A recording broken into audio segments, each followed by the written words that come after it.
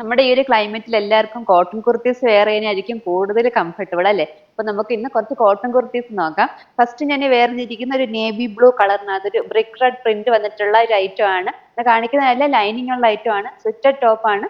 ഞാൻ നെക്ക് വരുമ്പോൾ ഇതുപോലെ ഒരു മിറർ വർക്ക് കൊടുത്തിട്ടുണ്ട്. അതിനകത്ത് ആ ഒരു മിറർ വർക്ക് കവർ ചെയ്ത് റെഡ് കളർ ത്രെഡ് വർക്കും കൂടെ കൊടുത്തിട്ടുണ്ട്. അതിന് മുകളിലായിട്ട് ചെറിയ ചെറിയ ബീഡ്സ് വർക്കും കൂടെയാണ് കൊടുത്തിട്ടുള്ളത്. യോക്കിലും ആ ഒരു ചെറിയൊരു മിറർ വർക്ക് കൊടുത്തിട്ടുണ്ട്.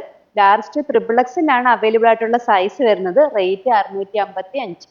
അടുത്തത് ഒരു ബ്രിക്ക് റെഡിനകത്ത് നേവി ബ്ലൂ കളർ പ്രിന്റ് വന്നിട്ടുള്ള ഐറ്റം ആണ്. നെക്കിലെ ആ ഒരു വർക്കൊക്കെ സെയിം തന്നെയാണ്, കളറും പ്രിന്റും മാത്രമേ മാറുന്നുള്ളൂ.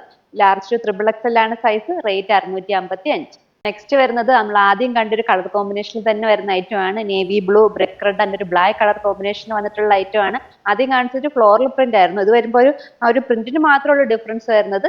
ലാർജ് ത്രിബിൾ എക്സൽ ആണ് size. Rate 655.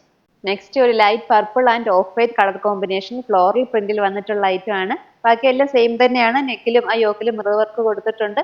Large triple XL ആണ് അവൈലബിൾ ആയിട്ടുള്ള സൈസ്. റേറ്റ് 655. അടുത്തത് ഒരു cyan and navy blue colour combination വന്നിട്ടുള്ള ഐറ്റം ആണ്. വർക്ക് എല്ലാം സെയിം തന്നെയാണ്. ഇതിന്റെ നെക്കും യോക്കിലും മിറർ വർക്ക് തന്നെയാണ് കൊടുത്തിട്ടുള്ളത്. അത് കവർ ചെയ്തൊരു ബ്ലൂ കളർ ത്രെഡ് വർക്കും കൊടുത്തിട്ടുണ്ട്.